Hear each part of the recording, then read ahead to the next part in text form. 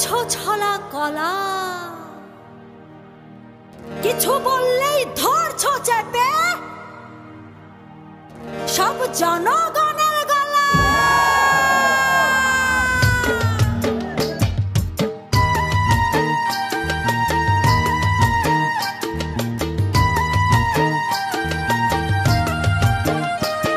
ও দেশটা তোমার বাপের নাকি করছো ছলা কলা, কিছু বললেই ধরছো চেপে জনগণের গলা। ও দেশটা তোমার বাপের নাকি করছো ছলা কলা, কিছু বললেই ধরছো চেপে জনগণের গলা। মনে রেখো যুদ্ধ করে রক্ত দিয়ে দেশ পেয়েছি, দেশ দেশ দেশ বাঁচাতে রক্ত দিতে রাজি আছি। মনে রেখো যুদ্ধ করে রক্ত দিয়ে দেশ পেয়েছি, দেশ দেশ দেশ বাঁচাতে রক্ত দিতে রাজি আছি। ভয় দেখিয়ে হবে না রে কাম, ও বাছারাম ভয় দেখিয়ে হবে না রে কাম, ও বাছারাম ভয় দেখিয়ে হবে না রে কাম। ও দেশটা তোমার বাপের নাকি করছো ছলা কলা, কিছু বললেই ধরছো চেপে জনগণের গলা। ও দেশটা তোমার বাপের নাকি করছো ছলা কলা, কিছু বললেই ধরছো চেপে জনগণের গলা। মনে রেখো যুদ্ধ করে রক্ত দিয়ে দেশ পেয়েছি, দেশ দেশ দেশ বাঁচাতে রক্ত দিতে রাজি আছি। মনে রেখো যুদ্ধ করে রক্ত দিয়ে দেশ পেয়েছি, দেশ দেশ দেশ বাঁচাতে রক্ত দিতে রাজি আছি। ভয় দেখিয়ে হবে না রে কাম, ও বাছারাম ভয় দেখিয়ে হবে না রে কাম, ও বাছারাম ভয় দেখিয়ে হবে না রে কাম।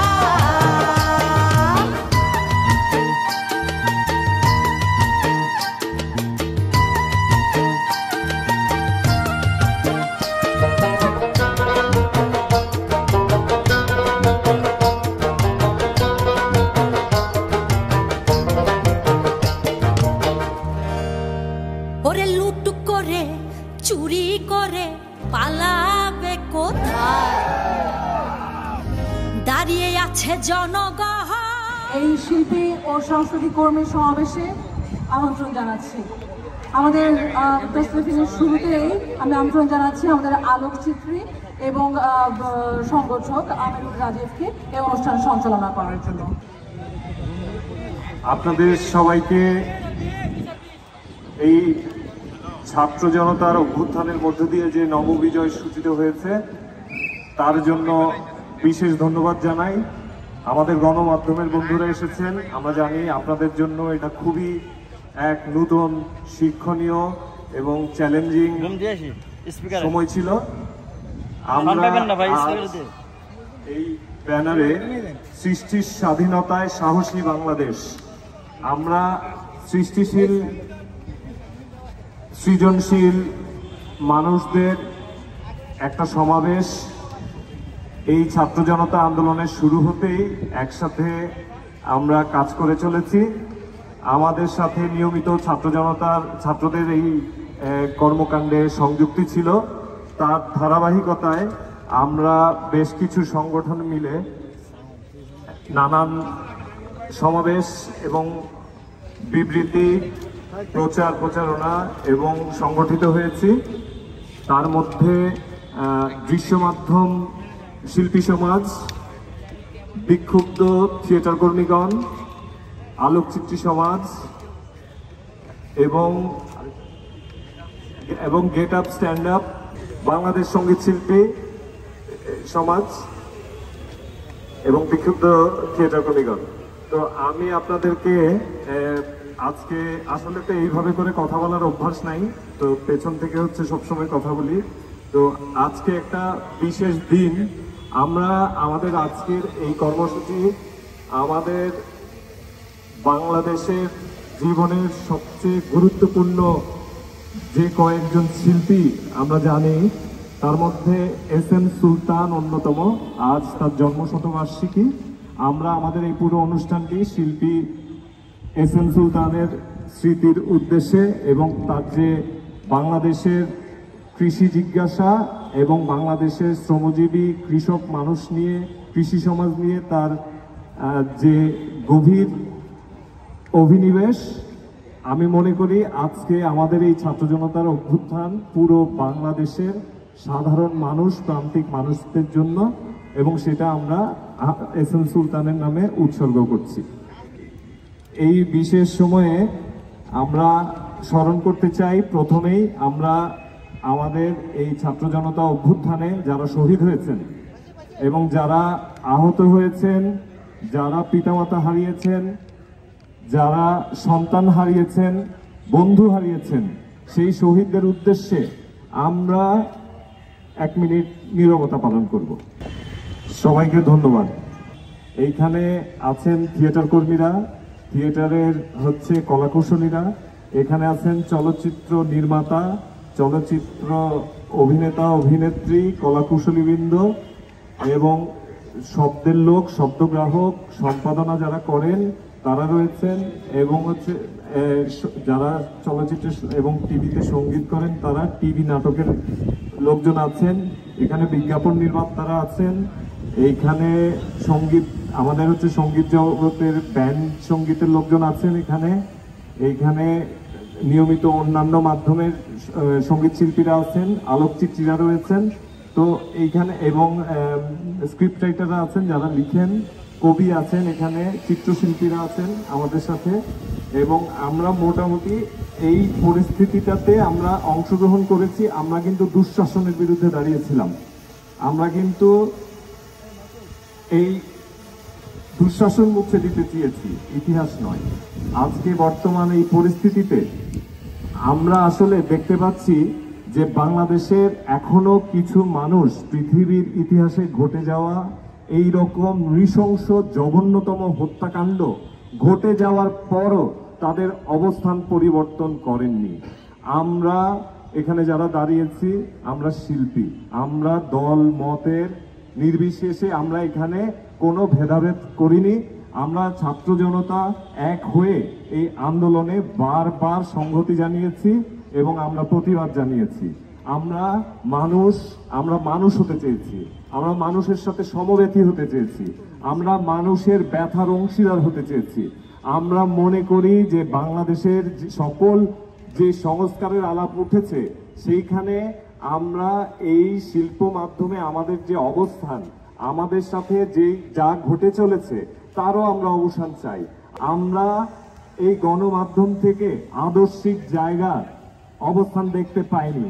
আমরা এই শিল্পীদের মধ্যে কিভাবে দলীয় লেজুর ভিত্তি করে বিভিন্ন প্রতিষ্ঠান তৈরি করে তাদেরকে দলীয়করণে বাধ্য করা হয়েছে এবং তারা নিজেরা সেই দলীয় লেজুর ভিত্তিকে চালিয়ে গেছেন এই দেশ স্বাধীন হওয়ার পর থেকে।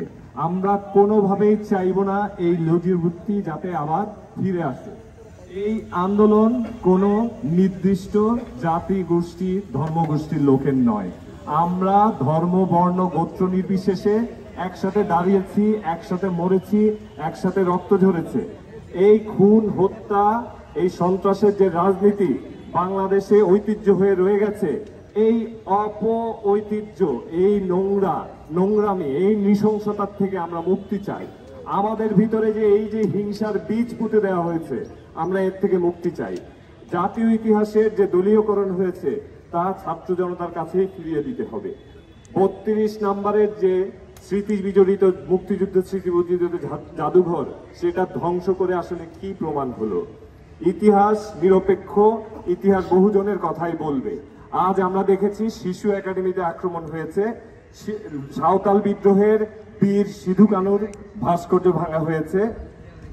বাংলাদেশের সবচেয়ে গুরুত্বপূর্ণ যে পাঠাগার, কুমিল্লার বীরচন্দ্র পাঠাগার, তার লক্ষাধিক শতাব্দী প্রাচীন পুস্তক লুট করা হয়েছে। মেহেরপুরে মুক্তিযুদ্ধের স্মৃতিসৌধ মাটিতে গুড়িয়ে দেওয়া হয়েছে। শিল্পাচার্য জয়নুল আবেদিনের ভাস্কর্য ভাঙা হয়েছে। মুক্তিযুদ্ধের অসংখ্য নথি, দলিল এবং স্মৃতিস্তম্ভ নষ্ট করা হয়েছে। আমরা এগুলি কয়েকটি উল্লেখ করলাম, আপনারা জানেন এর বাইরে অসংখ্য মানুষ, ভিন্ন মতাবলম্বী এবং সম্প্রদায়ের উপরে আক্রমণ করা হয়েছে। আমরা তীব্রভাবে এর নিন্দা জানাই এবং আমার বক্তব্যের শেষ কথা হচ্ছে যে আমরা এই যে ধর্মপ্রীতি বা ধর্মভীতি কোনোটার ভিতরেই আমরা থাকতে চাই না। অতিরিক্ত ধর্মপ্রীতি বা ভীতি থেকে আমরা বেরিয়ে এসে আমাদের এই দেশকে আমরা কিভাবে সামনে এগিয়ে নিয়ে যাব এবং বর্তমান যে নৈরাজ্য চলছে এটার অবসান ঘটাবো আমরা সবাই মিলে। আমরা শিল্পীরা পথে থাকবো, আমরা নিয়মিত জনসম্মুখে আসব এবং আমাদের অধিকারের কথাগুলি বলবো এবং আমরা আশা করি আমরা যে যার মাধ্যমে কাজ করছি আমাদের কথা বলার জায়গাগুলি, কাজ করার জায়গাগুলি আবার আগের জায়গায় ফেরত আসবেন। এখন আমাদের মাঝে কথা বলবেন বাংলাদেশের অন্যতম আলোকচিত্রী এবং সংগঠক এবং অ্যাক্টিভিস্ট ডক্টর শহীদুল আলম। আপনাদের সবাইকে সংগ্রামী শুভেচ্ছা। আজকে আমরা এখানে সমবেত হয়েছি দৃশ্যমান শিল্পীরা, কিন্তু তার বাইরেও যেমন একটু আগে রাজীব বললেন অনেক রকমের শিল্পী রয়েছে। আমি আলোকচিত্রী হিসাবে বলি, আমরা কালের সাক্ষী, আমরা প্রামাণ্য দলিল ধরে রাখি। এই মুহূর্তে এই ক্রান্তি লগ্নে অনেক কিছু হচ্ছে যেটা ধরে রাখা দরকার, অনেক কিছু হয়েছে যেটা আমরা ধরে রেখেছি, সেই জিনিসটা প্রমাণ করা দরকার। কারণ আমরা এখন যেই সময়ের ভিতর দিয়ে যাচ্ছি এটার অনেক রকমের অপব্যাখ্যা হচ্ছে, হবে, অনেক রকমের চেষ্টা হবে এটাকে ভিন্ন দিকে মোড় নেবার। আমরা সেটাকে প্রতিহত করার চেষ্টা করব, কিন্তু আপনাদের সাথে থাকার দরকার। কারণ এই জায়গায় আমরা আসতে পেরেছি, এটা যেমন বিশাল একটা ঘটনা, এটাকে হারিয়ে ফেলাটাও একটা বিশাল ঘটনা হবে। এবং আমরা এই রকমের একটা সুযোগকে আর যাতে না হারাই, আমাদের দেশে আর কোনোদিন যাতে স্বৈরাচার, কোনো রকমের স্বৈরাচার না আসে সেটা চেষ্টা করি। কোনো রকমের পরিবার ভিত্তিক রাজনীতি যেন আমাদের আগ্রাসন না করে সেটা আমাদের দেখতে হবে। সত্যিকার অর্থে এটা একটা জনগণের বিজয়, এই জনগণেরই সেটা দখল করতে হবে। ধন্যবাদ। সৃষ্টির স্বাধীনতার সাহসী বাংলাদেশ আমাদের আজকের এই শিল্পী ও সংস্কৃতি কর্মী জমায়েতে বিবৃতি পাঠ করছি। নতুন বাংলাদেশ, নতুন প্রত্যয়, মুক্ত চিন্তা ও রাষ্ট্র সংস্কারের ঐক্য গড়ি, সম্প্রীতি ও সংহতির দেশ গড়ি।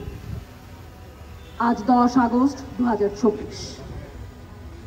বাংলাদেশের ছাত্র জনতার রক্তক্ষয়ী অভ্যুত্থানের মধ্য দিয়ে স্বৈরাচারী সরকার পতনের এই নব বিজয়ে আপনাদের বিপ্লবী অভিনন্দন। এই বিশেষ সময়ে আমরা স্মরণ করছি এই গণ অভ্যুত্থানের সকল শহীদকে, যাদের নির্বিচারে গুলি করে হত্যা করেছে স্বৈরাচারী সরকার। পৃথিবীর ইতিহাসে এটি একটি নজিরবিহীন হত্যাকাণ্ড। শুধু তাই নয়, জুলাই আগস্ট মাস জুড়ে তাদের পেটোয়া বাহিনী সহ আইন শৃঙ্খলা রক্ষাকারী বাহিনীর নির্বিচারে গণগ্রেফতার, গুম ও নৃশংস অত্যাচারে গুরুতর আহত হয়েছেন হাজারো ছাত্র জনতা। নির্মম দুর্ভাগ্য এই যে জাতি হিসেবে তাদের মৃত্যুর সঠিক পরিসংখ্যান ও নাম পর্যন্ত আমরা এখনো জানতে পারিনি। অভ্যুত্থান পরবর্তী অন্তর্বর্তীকালীন সরকারের কাছে আমাদের মূল দাবি, রক্তাক্ত জুলাইয়ের বৈষম্য বিরোধী ছাত্র আন্দোলনের সময়ে রাষ্ট্রীয় খুন ও সন্ত্রাসের কারণে যারা শহীদ ও গুরুতর আহত হয়েছেন তাদের পূর্ণাঙ্গ তালিকা তৈরি করে রাষ্ট্রীয় মর্যাদা দিতে হবে এবং আহতদের পুনর্বাসন করতে হবে। শহীদদের স্মরণে স্থাপন করতে হবে শহীদ মিনার। সর্বোপরি এই নৃশংস রাষ্ট্রীয় হত্যাকাণ্ডের সুষ্ঠু ও নিরপেক্ষ বিচার বিভাগীয় তদন্ত করে সকল অপরাধীকে আইনের আওতায় আনতে হবে। গণ অভ্যুত্থান পরবর্তী সময়েও অনাকাঙ্ক্ষিতভাবে দেশব্যাপী নানা ধর্মীয় সম্প্রদায়, ভিন্ন মতের নাগরিক ও নানান শ্রেণী পেশার মানুষ হত্যা নিপীড়নের শিকার হয়েছেন। হামলা ও লুটপাট হয়েছে নানা ধর্মীয় উপাসনালয়, মুক্তিযুদ্ধের ইতিহাস ভিত্তিক স্থাপনা, ঐতিহ্যবাহী ভাস্কর্য, সংগ্রহশালা, জাদুঘর, স্মৃতিস্মারক সহ শিল্পী, গণমাধ্যম ও সংস্কৃতি কর্মীদের বাড়িতে। আমরা মনে করি অগ্নিসংযোগ, হামলা, ধ্বংস ও লুটপাটের সাথে জড়িত একটি বিশেষ স্বার্থান্বেষী মহল, যারা আমাদের এই বিজয়ের সকল অর্জন ম্লান করে দিতে চায়, এটা তাদেরই কাজ। বিপ্লবী ছাত্র জনতা আমাদের উপহার দিয়েছে এক নতুন মুক্তি। তারাই জানবাজি রেখে রক্ষা করে যাচ্ছে দেশের সম্পদ। অভ্যুত্থান পরবর্তী সংকটময় সময়ে তারাই দায়িত্ব নিয়েছে আইন শৃঙ্খলা রক্ষার। পাহারা দিয়ে যাচ্ছে মন্দির, মাজার সহ বিভিন্ন উপাসনালয় ও ঐতিহ্যবাহী স্থাপনার। দুষ্কৃতিকারীদের ঠেকাতে সংঘবদ্ধভাবে টহল দিয়ে যাচ্ছে পাহাড় মহল্লায়, পাড়ায় মহল্লায়। আন্তরিকতার সাথে ধ্বংসস্তূপ পরিষ্কার পরিচ্ছন্নতা ও ট্রাফিক নিয়ন্ত্রণের চেষ্টা করে যাচ্ছে দিনরাত। সরকার পরিবর্তনের এই বিশেষ সময়ে প্রশাসনিক অনুপস্থিতিতে ছাত্র জনতাই ধরে রেখেছে দেশের হাল। এই অভ্যুত্থানে ছাত্র জনতার দাবির সাথে সংহতি জানিয়ে আমরা কাঁধে কাঁধ মিলিয়ে একাধিক সমাবেশ, পদযাত্রা ও লং মার্চে সামিল হয়েছি। আন্দোলনের শুরু থেকেই আমরা নিজ নিজ শিল্প মাধ্যমের হাজারো সহকর্মীদের সাথে যোগাযোগ স্থাপনের মাধ্যমে বৃহত্তর শিল্প ও সংস্কৃতি কর্মী সমাবেশের ডাক দিয়েছি। আজ এই মুহূর্তে আমরা অভ্যুত্থান পরবর্তী সকল হত্যা ও ধ্বংসযজ্ঞের বিরুদ্ধে তীব্র প্রতিবাদ ও বিচার বিভাগীয় নিরপেক্ষ তদন্তের জোর দাবি জানাই। একই সাথে অভ্যুত্থান পরবর্তী সকল আহত নাগরিকের সুষ্ঠু চিকিৎসা, পুনর্বাসন ও নিরাপত্তার জোর দাবি জানাচ্ছি। আমরা মনে করি সময়টা শুধু উদযাপনের নয়, সময়টা রাষ্ট্র পুনর্গঠনের। আমরা বিশ্বাস করি এই নতুন বাংলাদেশ সকল জাতির, সকল বর্ণের, সকল ধর্মের, সকল লিঙ্গের একটি বৈষম্যহীন জনপদ হয়ে উঠবে। আন্দোলনে আমরা ছাত্রদের উপর যেমন ভরসা রেখেছি, ঠিক তেমনি রাষ্ট্র পুনর্গঠনে তাদের পাশে থেকে পাহাড় থেকে সমতলে সর্বজনের প্রতিনিধিত্বমূলক বৈষম্যহীন সম্প্রীতির নতুন বাংলাদেশ গড়তে চাই। যৌথ বিবৃতি প্রদানকারী, বিক্ষুব্ধ থিয়েটার কর্মীগণ, আলোকচিত্রী সমাজ, দৃশ্য মাধ্যম শিল্পী সমাজ এবং get up stand up Bangladesh সঙ্গীত শিল্পী সমাজ, ধন্যবাদ।